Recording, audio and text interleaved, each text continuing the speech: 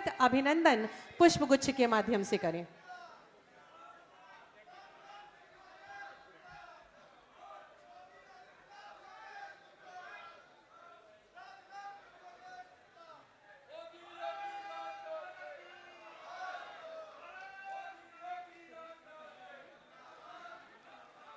बहुत बहुत धन्यवाद। जोरदार तालियां होनी चाहिए इस अवसर पर। मैं अनुरोध करूंगी माननीय वित्त मंत्री माननीय श्री सुरेश कुमार खन्ना जी से कि हमारे मंच पर शोभायमान भारत के माननीय रक्षा मंत्री माननीय श्री राजनाथ सिंह जी का स्वागत और अभिनंदन पुष्पगुच्छ के माध्यम से करें। आप सभी की दमदार भरपूर तालियों के माध्यम से।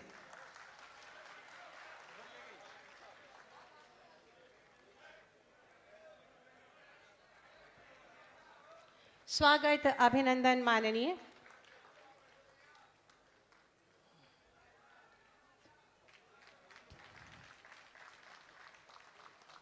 और हम सब, आप सभी अपना स्थान ले लें।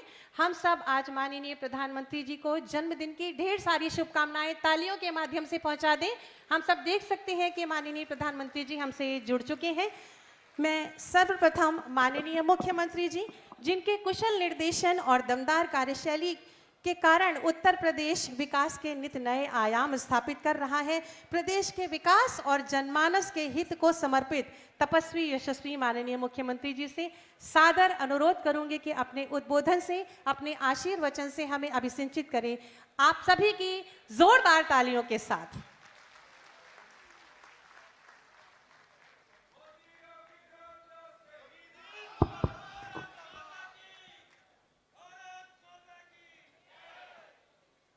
आज के इस कार्यक्रम में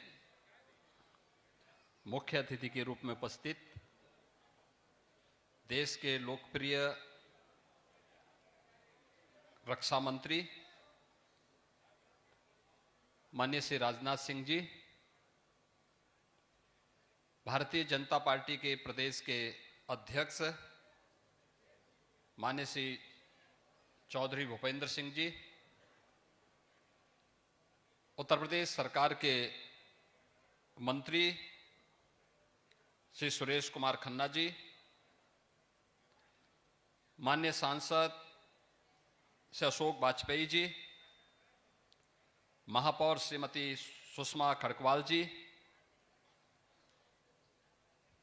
प्रदेश सरकार के पूर्व मंत्री विधान परिषद सदस्य डॉक्टर महेंद्र सिंह जी, पूर्व मंत्री मोहसिन रजा जी, विधान परिषद के सदस्य श्री मुकेश शर्मा जी, रामचंद्र प्रधान जी, लालजी प्रसाद निर्मल जी, मान्य विधायकगण डॉक्टर नीरज बोरा जी, योगेश शुक्ला जी, श्रीमती जय देवी जी, अमरीश कुमार जी, प्रदेश महामंत्री श्रीमती प्रियंका रावत जी, विजय बहादुर पाठक जी, कमलेश मिश्रा जी और उपस्थित सभी भाइयों बहनों, आज विश्वकर्मा जयंती है।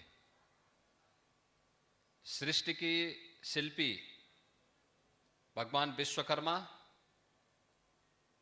और नए भारत के शिल्पी देश के यशस्वी प्रधानमंत्री आदरणीय श्री नरेंद्र मोदी जी एक महज संजोग नहीं बल्कि देव योग से एक ही तिथि दोनों के साथ आकर के जुड़ती है। मैं इस अवसर पर पूरे प्रदेशवासियों को विश्वकर्मा जयंती की हृदय से बधाई देता हूं और देश के यशस्वी प्रधानमंत्री जी को उनके पावन जन्मदिन पर प्रदेशवासियों की ओर से हृदय से बधाई देता हूं। उनके स्वस्थ और दीर्घ जीवन के लिए शुभकामनाएं भी देता हूं। भाइयों बहनों, पिछले 9-9.5 वर्ष के अंदर हम सब ने बदलते हुए भारत को देखा है। एक ऐसा भारत जो 140 करोड़ लोगों की आशा और आकांक्षाओं का प्रतीक बनकर के दुनिया की एक महाशक्ति के रूप में उभर रहा है। जो भारत दुनिया के लिए और संपूर्ण मानवता के लिए आशा की एक नई किरण है। G20 के अभी हाल ही में संपन्न हुए समिट के माध्यम से वैश्विक स्तर पर भारत की ताकत का एहसास पूरी दुनिया ने किया है। ये प्रधानमंत्री जी का यशस्वी नेतृत्व है, जिसका लोहा आज पूरी दुनिया मान रही है।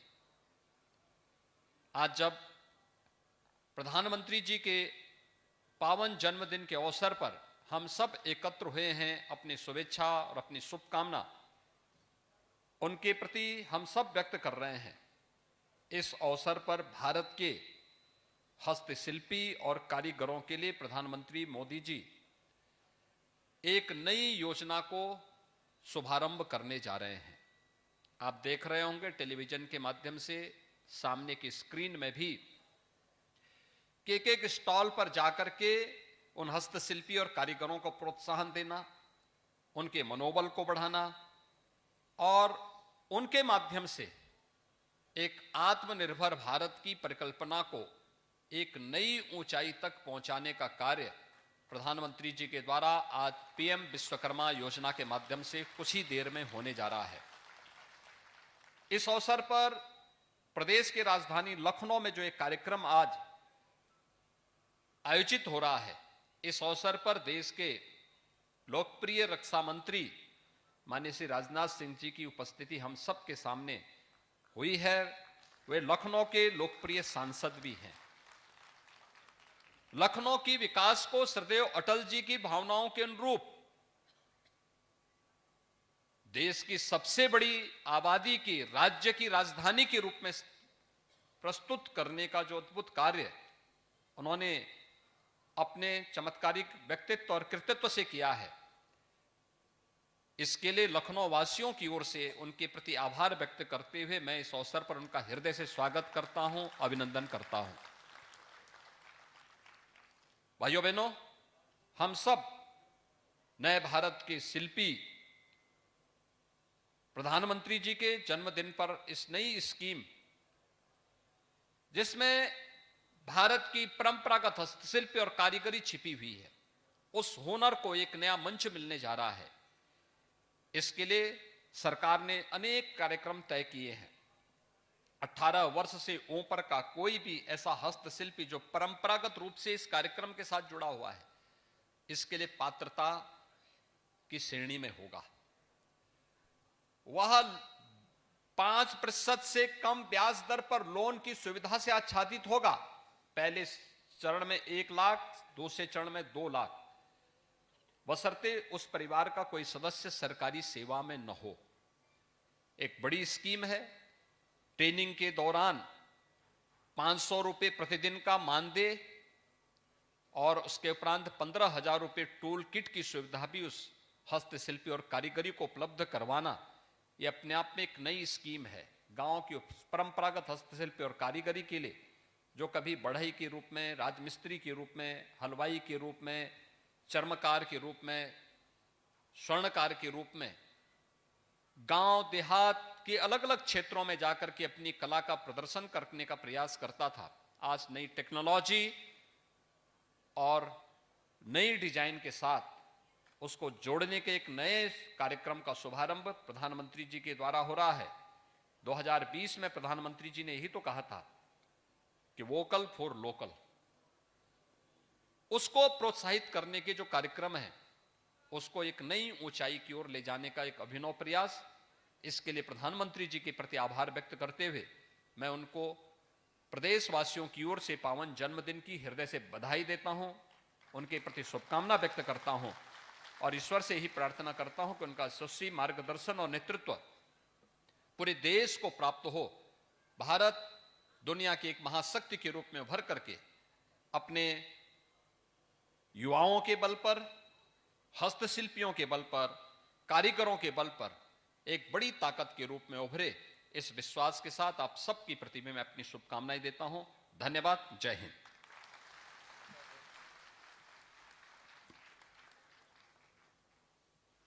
बहुत बहुत धन्यवाद माननीय, आपके प्रेरणादायी उद्बोधन के लिए मैं चाहूंगी कि एक बार जोरदार तालियां बजा दी जाएं। हमारे बीच मंचासीन हैं माननीय मुख्य अतिथि के रूप में हमारे लोकप्रिय सांसद तथा पूरे भारतवर्ष के जनमानस की रक्षा को संकल्पित माननीय रक्षा मंत्री जी। मैं बहुत ही आदर के साथ आपसे अनुरोध करूंगी कि कृपया अपने आशीर्वचनों से हमारा मार्गदर्शन करें।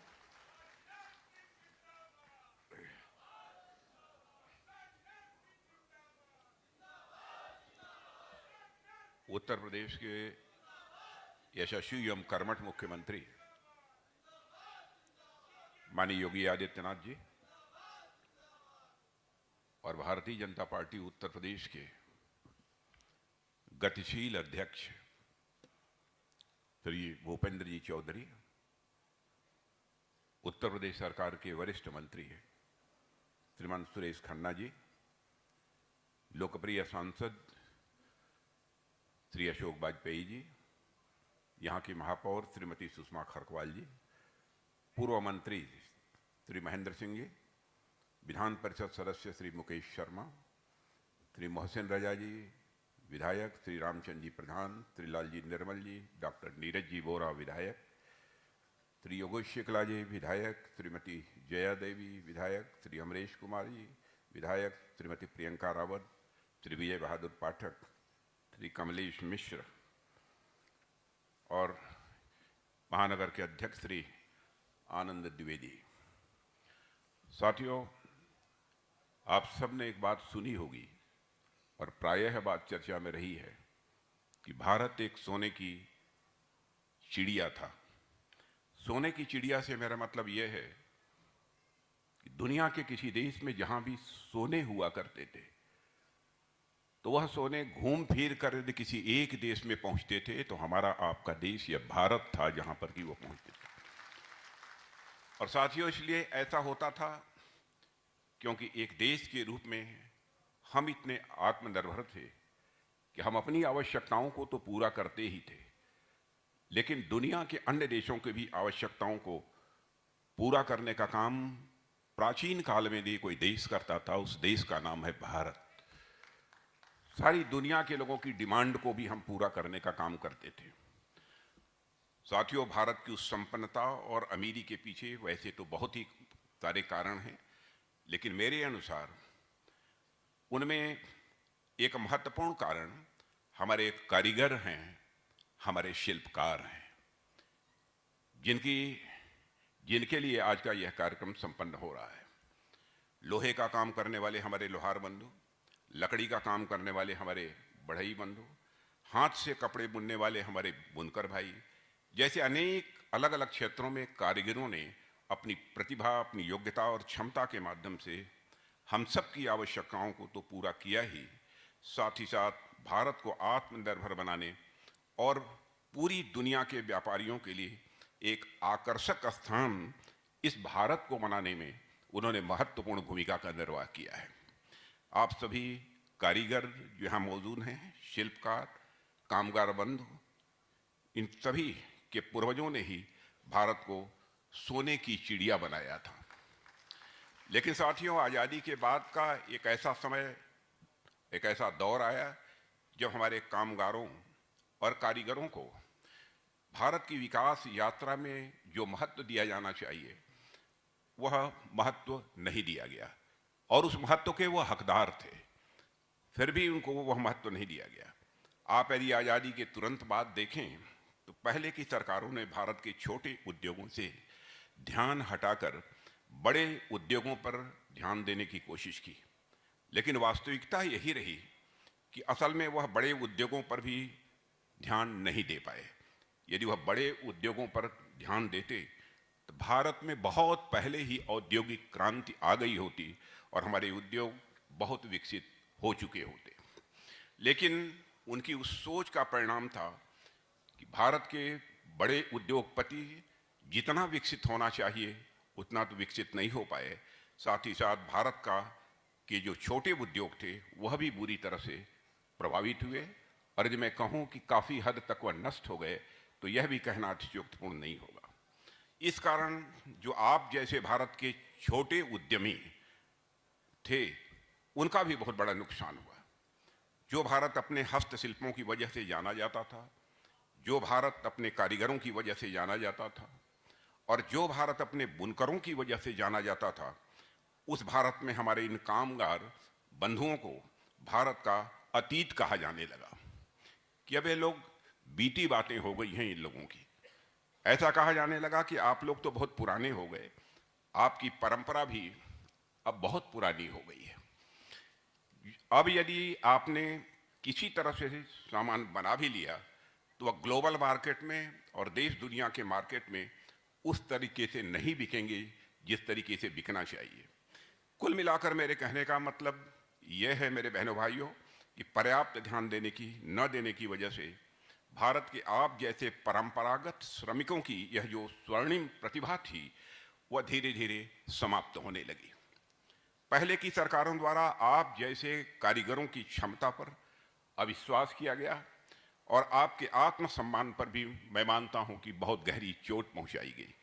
इसमें आप लोगों की जो आर्थिक दुर्दशा हुई वह तो अलग की बात है, लेकिन 2014 में जब हमें आप सबका आशीर्वाद हुआ, प्रधानमंत्री मोदी जी जब भारत के प्रधानमंत्री बने, तो हम सभी ने सरकार में आने के साथ ही यह सुनिश्चित किया कि हम भारत की इस महान विरासत और भारत की इस महान परंपरा को समृद्ध बनाने की दिशा में जिस हद तक हमको काम करना होगा हम काम करेंगे। हम इसको पुनर्जीवित करेंगे। अपने हुनर हाट और उस्ताद योजना जैसे अनेक प्रयासों के माध्यम से आपकी विरासत को न सिर्फ संरक्षित करने का काम प्रधानमंत्री जी ने किया है, बल्कि यह भी सुनिश्चित किया है कि आप जो सामान बनाएं उसकी भारत तथा देश दुनिया की मार्केट में डिमांड बढ़े, यह भी सुनिश्चित करने का काम हमारे प्रधानमंत्री ने किया है। बड़े उद्योगों के क्षेत्र में भी यदि मैं बात करूं तो मेक इन इंडिया के माध्यम से हमारा यह हमेशा प्रयास रहा है कि देश की जो जरूरत की चीजें हैं वह भारत में ही बने और इससे भारत के लोगों को रोजगार तो मिलेगा ही और हम आत्मनिर्भरता यानी सेल्फ रिलायंस की ओर भी तेजी के साथ अपने कदम आगे बढ़ा सकेंगे। साथियों, मुझे रक्षा मंत्रालय की जिम्मेदारी है और रक्षा मंत्रालय में मैं कह सकता हूं कि 2014 के पहले बामुश्किल 1000 करोड़ रुपए का एक्सपोर्ट दुनिया के दूसरे देशों में होता था, लेकिन आज हम 16,000 करोड़ से ज्यादा का एक्सपोर्ट दुनिया के दूसरे देशों में कर रहे हैं। अब मैं समझता हूं कि आगामी 1 साल के अंदर ही शायद यह आंकड़ा हमारा 25,000 करोड़ रुपए तक पहुंच जाएगा, जितने ऑर्डर हमको प्राप्त हुए हैं। जहां तक घरेलू रक्षा उत्पादन डोमेस्टिक डिफेंस प्रोडक्शन का प्रश्न है, वह जो डोमेस्टिक प्रोडक्शन है, घरेलू रक्षा उत्पादन है, आपको जानकर खुशी होगी यह 1 लाख करोड़ रुपए से अधिक का हो गया है। यानी जो अब तक भारत का रिकॉर्ड है और सेना की जरूरत के साजो सामान हम सिर्फ बना ही नहीं रहे हैं, बल्कि हम बाहर के देशों को अब तेजी के साथ एक्सपोर्ट भी कर रहे हैं और हमारी सामानों की, रक्षा सामानों की डिमांड भी सारी दुनिया में तेजी के साथ बढ़ रही है। और डिफेंस एक्सपोर्ट के क्षेत्र में मैं यह कहूं कि हम लोगों ने एक उल्लेखनीय कामयाबी हासिल की है और दुनिया के देशों ने भी इसकी सराहना की है, तो यह कहना भी अतिशयोक्तिपूर्ण नहीं होगा। साथियों, आप सबने रहीम का एक दोहा तो निश्चित रूप से सुना होगा कि रहीमन देख बड़ेन को लघुन दीजिए डारी, जहां काम आवे सुई कहां करे तलवार। मतलब हर चीज का एक अपना महत्व होता है। यदि आपके पास कोई बड़ी और महंगी वस्तु आ गई तो इसका मतलब यह नहीं है कि आपके पास जो पहले से छोटी वस्तु थी उसका महत्व कम हो गया। हर वस्तु का एक अपना महत्व होता है। जहां सुई काम आ सकती है, वहां तलवार काम किसी भी सूरत में नहीं आएगी।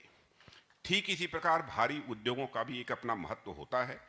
वह भी देश के विकास में एक बहुत ही महत्वपूर्ण भूमिका का निर्वाह करते हैं, लेकिन हमारे आप जैसे भाइयों का जो सूक्ष्म उद्योग धंधा है उस पर ध्यान न देकर देश कभी आगे नहीं बढ़ सकता है। यह हमारे प्रधानमंत्री की सोच है, हमारी सरकार की सोच है।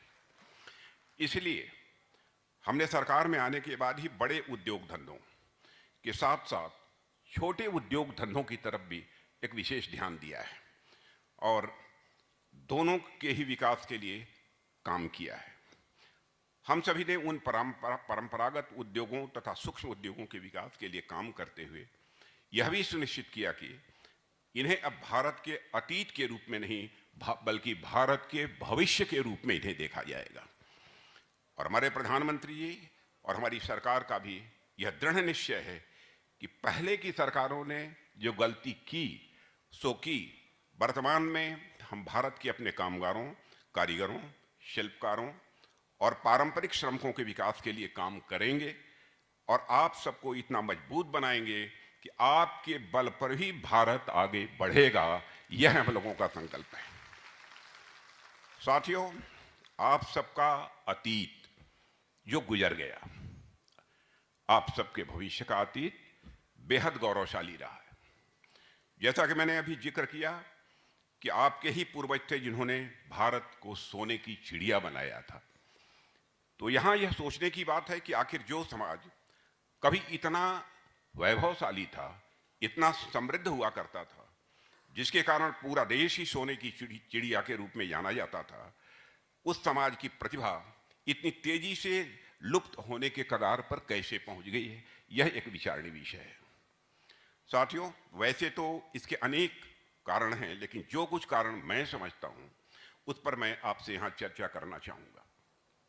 मेरी समझ में इसके कुछ कारण तो ये हैं कि आपसे आपका सम्मान छीना गया, आपके काम को कम करके आंका गया। भगवान विश्वकर्मा के प्रतिनिधियों को भगवान विश्वकर्मा के ही देश में पिछली सरकारों द्वारा ऐसा महसूस कराने का गलत प्रयास किया गया कि आप छोटे काम कर रहे हैं।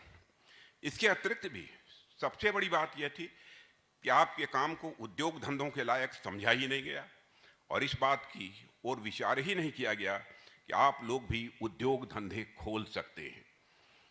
आप लोग भी यदि आप लोगों को शायद यदि उचित सहायता प्रदान की जाए तो आप लोग भी भारत के आर्थिक विकास में एक बहुत बड़ा योगदान दे सकते हैं। यह हमारी सरकार का पक्का विश्वास है। आप लोगों को बैंकिंग व्यवस्था से भी अलग रखा गया और ऐसे ही कुछ कारण थे जिन्होंने हमारे कारीगरों की विरासत को बहुत नुकसान पहुंचाया। लेकिन साथियों, 2014 में जब आप सभी का आशीर्वाद हम लोगों को प्राप्त हुआ और मोदी जी भारत के प्रधानमंत्री बने, तब से हम लोगों ने पहला काम किया कि आप लोगों को भारत की बैंकिंग व्यवस्था के साथ जोड़ दिया जाए। आप लोगों को जानकारी होगी, झोपड़ी में भी जो लोग उस समय रहते थे उनका भी बैंकों में अकाउंट खोलने का काम आजाद भारत के इतिहास में पहली बार यदि किसी ने किया है तो हमारे प्रधानमंत्री मोदी जी ने किया है। और हमने जब जनधन योजना के माध्यम से गरीबों के बैंकों में खाते खुलवाए तो हमारा यह कहकर मजाक उड़ाया गया कि इन खातों में 58, 54 और 1 रुपया जमा होगा। यहां तक कहा गया कि गरीबों के खाते बैंक के सिस्टम पर एक प्रकार से बोझ बन जाएंगे, लेकिन आपने देखा कि ऐसा नहीं हुआ। मैं आपको आंकड़ा देना चाहता हूं कि जनधन योजना का लाभ गरीबों तक पहुंचा और उन्होंने भी इसका लाभ उठाया है। आंकड़े यह बताते हैं कि 5 करोड़ से अधिक जनधन खातों में आज 2 लाख करोड़ रुपए से ज्यादा अधिक जमा हो गए हैं और पैसे आपके हैं। और जिन जनधन खातों का मजाक उड़ाया गया, आज उन्हें जनधन खातों से आपको गैस की सब्सिडी मिलती है, आपको मनरेगा की मजदूरी भी मिलती है और उसी जनधन खाते के माध्यम से प्रधानमंत्री विश्वकर्मा योजना ने भी विश्वकर्मा योजना जिसका शुभारंभ आज प्रधानमंत्री जी कर रहे हैं, उससे आप सबको सहायता भी प्राप्त होगी। साथियों, इसके अलावा हमने पीएम विश्वकर्मा योजना के माध्यम से आपको पहचान पत्र देने की भी एक पहल की है और प्रधानमंत्री जी ने बहुत सोच समझकर यह पहल की है। समाज में आपकी एक पहचान बने, इस दृष्टि से जैसा कि मैंने अभी आपसे जिक्र किया कि हमारे जो कारीगर हैं, हमारे जो कामगार बंधु हैं, उनकी स्थिति खराब होने के सबसे बड़े कारणों में से एक कारण यह था कि पुरानी सरकारों द्वारा उनकी पहचान उनसे लगातार छीनी गई। आपके काम को महत्व नहीं दिया गया, ऐसा बताया गया कि एक छोटा काम कर रहे हैं, लेकिन अब हम यह सुनिश्चित कर रहे हैं आगे ऐसा किसी भी सूरत में न होने पाए। जब बड़े बड़े अधिकारियों के पास पहचान पत्र हो सकता है, डॉक्टर इंजीनियर के पास अपना पहचान पत्र हो सकता है, तो आप सभी श्रमिकों, कारीगरों और कामगार बंधुओं के पास पहचान पत्र क्यों नहीं हो सकता? यह बात हम लोगों की समझ के परे है। प्रधानमंत्री विश्वकर्मा योजना के तहत आपको सम्मान भी मिलेगा, पहचान भी मिलेगी और पहचान पत्र भी आपको दिया जाएगा। साथियों, इसके अलावा मैं एक और जरूरी बात आप सबसे करना चाहता हूं। वैसे तो आप सभी अपने अपने काम में पारंगत हैं, आप जानते हैं कि अच्छी कुशलता के साथ कैसे काम किया जा सकता है, क्योंकि आपने इस विरासत को अपने माता पिता से और अपने पूर्वजों से हासिल किया है। पर साथियों, बाजार में यदि आपको कोई सामान बेचना है तो आपको दो बातों का ध्यान रखना होता है। पहला यह कि बाजार के लोग आजकल की किस प्रकार के सामान खरीदना चाह रहे हैं, और दूसरा आप किस प्रकार से एक अच्छी क्वालिटी का सामान कम पैसे में बना पाएं ताकि आपको अधिक से अधिक मुनाफा भी मिल सके। इन दो बातों का ध्यान हर एक छोटे बड़े उद्योग धंधों को रखना पड़ता है। उसके लिए आपको ट्रेनिंग की जरूरत होती है ताकि आप यह जान पाएं कि आजकल लोग किस प्रकार की चीजों को पसंद करते हैं और किस प्रकार नई नई टेक्नोलॉजी का इस्तेमाल करके आप अपना मुनाफा बढ़ा सकते हैं। और इसमें आपकी मदद करने के लिए प्रधानमंत्री जी ने पीएम विश्वकर्मा योजना के तहत ट्रेनिंग की व्यवस्था की है, और जिसमें 5 दिन की बेसिक यानी प्रारंभिक और 15 दिन की एडवांस ट्रेनिंग भी आपको दिलाई जाएगी। साथियों, अब यहां मैं आपका ध्यान इस बात पर भी दिलाना चाहूंगा कि हमारी सरकार और पहले की सरकारों में क्या अंतर है।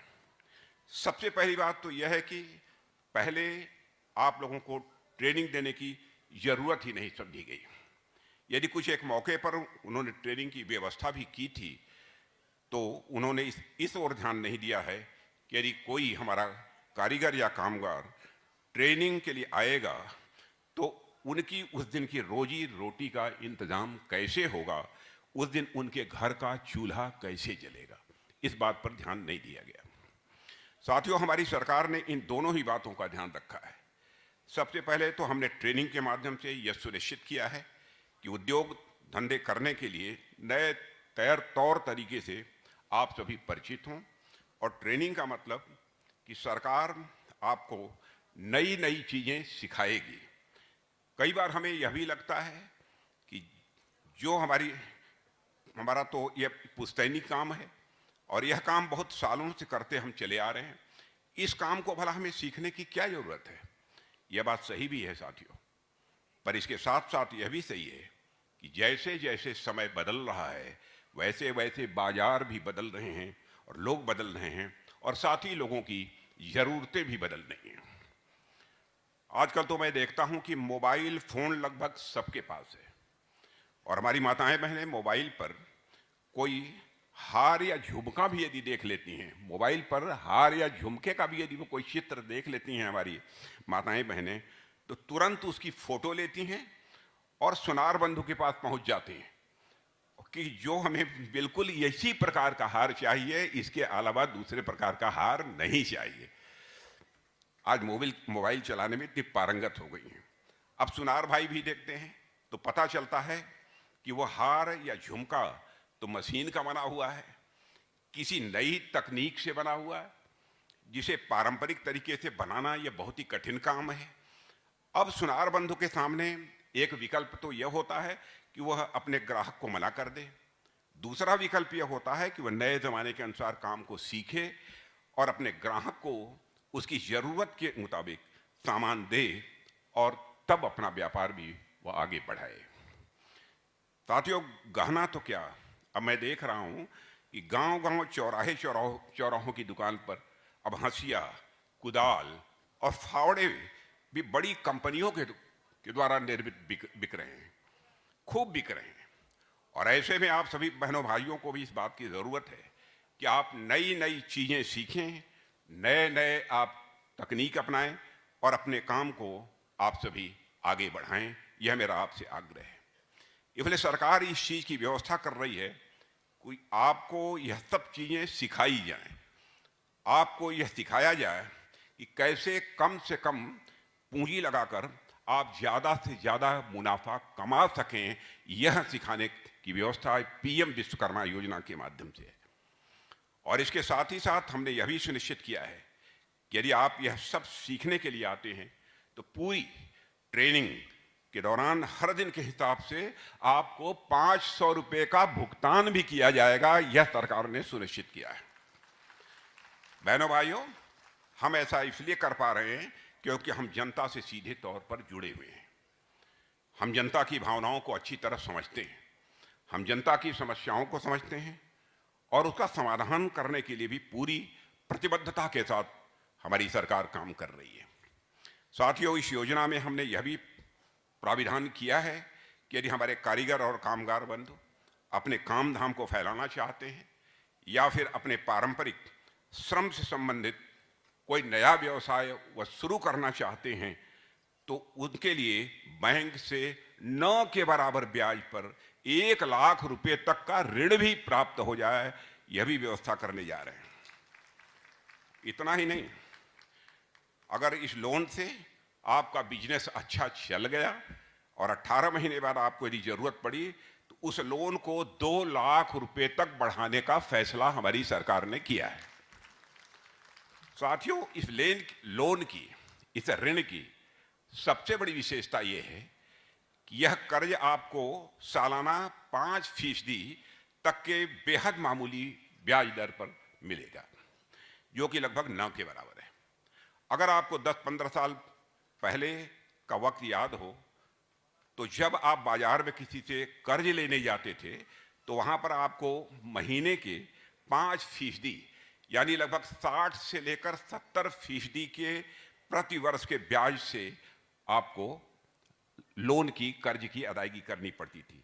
लेकिन हमने अपने बैंकिंग सिस्टम से जोड़कर यह प्रयास किया है कि आपको केवल 5% ब्याज दर तक, मामूली सालाना ब्याज दर पर आपके लिए, आपके व्यवसाय के लिए यह कर्ज प्राप्त हो सके। साथियों, हमारी सरकार वैसी सरकार नहीं है, और मैं विश्वास के साथ कहना चाहता हूं, जिसमें अपने दोस्तों और संबंधियों की बड़ी मात्रा में बैंक से लोन दिलवाया जाता है। हमारी सरकार इस देश की जनता की सरकार है। हमारी सरकार आप लोगों की सरकार है। जनता और हमारे बीच विश्वास का एक अटूट रिश्ता है। हम जनता पर विश्वास करते हैं और जनता भी हम पर विश्वास करती है, और हमारे बीच विश्वास का यह अटूट बंधन है। इसलिए हम आप नागरिकों को लोन दे रहे हैं, यह हमारे प्रधानमंत्री ने फैसला किया है। आपको ध्यान होगा कि पहले केवल कुछ ऐसे विशेष लोग, कुछ ऐसे बड़े लोग हुआ करते थे जिनको लोन मिला करता था। जो लोग सरकार के ज्यादा करीब हुआ करते थे, जो लोग राजनीतिक पार्टियों से जुड़े थे, उन लोगों पर सरकार कुछ ज्यादा ही मेहरबान हुआ करती थी। पिछली सरकारों में बिना मतलब के ऐसे भी कर्ज दे दिए गए जिसका नतीजा देश को आज तक भुगतना पड़ रहा है। साथियों, जब कोई आम आदमी अपना व्यवसाय शुरू करने के लिए बैंक के पास कर्ज लेने के लिए जाता था तो आपसे तरह तरह की सिक्योरिटी मांगी जाती थी, जमानतदार मांगे जाते थे, तरह तरह की गारंटी आपसे मांगी जाती थी, क्योंकि आम आदमी और गरीब आदमी पर पुरानी सरकारों का, मैं समझता हूं, यह विश्वास नहीं था। इसीलिए आपसे सिक्योरिटी मांगी जाती थी, जमानतदार मांगे जाते थे। लेकिन अब हमें आम आदमी पर, अपने गरीबों पर और अपने व्यवसायियों पर हमारी सरकार को पूरा भरोसा है। इसीलिए हम लोगों ने यह संकल्प लिया है। साथियों, इस देश के गरीबों ने, व्यवसायियों ने, यहां की जनता ने हम पर विश्वास जताया है, हम सबको आशीर्वाद दिया है, हमारी सरकार बनाई है। इसलिए हम सभी ये पूरा प्रयास करते हैं कि उन्हें किसी भी तरह की सिक्योरिटी और गारंटी के मामले में परेशान नहीं किया जाए। यानी इस पर आपको कोई सिक्योरिटी, कोई जमानतदार आपको नहीं देना होगा और आपको कर्ज प्राप्त हो जाएगा। साथियों, हमने अपने कार्यों और योजनाओं से आपके विकास के लिए हमेशा काम किया है, और आपने देखा होगा कि यदि कोई भी नागरिक हमारे किसी योजना में शामिल होता है तो हम उन्हें बाकी योजनाओं में भी शामिल करने के लिए एक मिशन मोड में काम करते हैं। आप में से कई लोग ये जानते हैं, पीएम स्वनिधि के अंतर्गत जो ऋण प्राप्त होता है, यानी ये खोमचा लगाने वाले जो वेंडर्स होते हैं, जो सड़क के किनारे लगाते हैं, और एक श्रम योगी मानधन योजना जैसी अनेक ऐसी योजनाएं प्रधानमंत्री जी ने प्रारंभ की हैं, जिसका सीधा लाभ हमारे लाभार्थियों को मिल रहा है।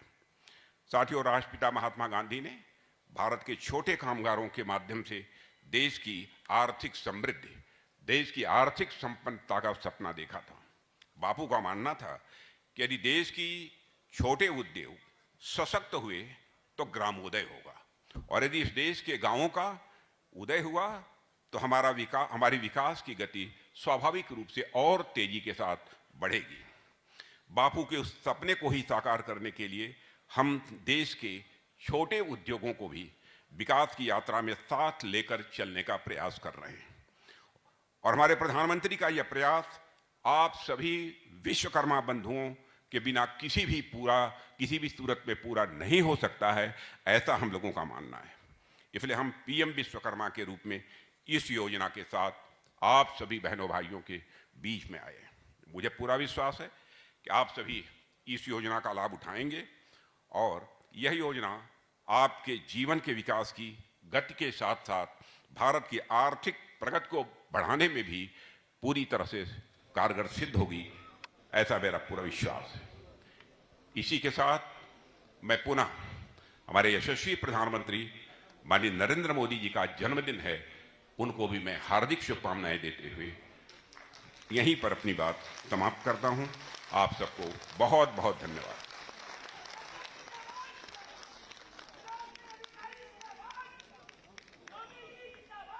बहुत बहुत धन्यवाद, आभार माननीय, आपके प्रेरणादायी और ऊर्जा से लबरेज शब्दों के लिए मैं चाहूंगी कि एक बार जोरदार तालियां माननीय रक्षा मंत्री जी तक प्रेषित करें। प्रणाम स्वरूप आप सबके संज्ञान में डाल दूं कि 12:40 पर माननीय प्रधानमंत्री जी हम सबसे जुड़ेंगे। तब तक आपको इस पीएम विश्वकर्मा योजना को बताती हूं, उसके विषय में, उसकी पात्रता से आपको अवगत कराएं और उसके लाभ। भारतीय अर्थव्यवस्था में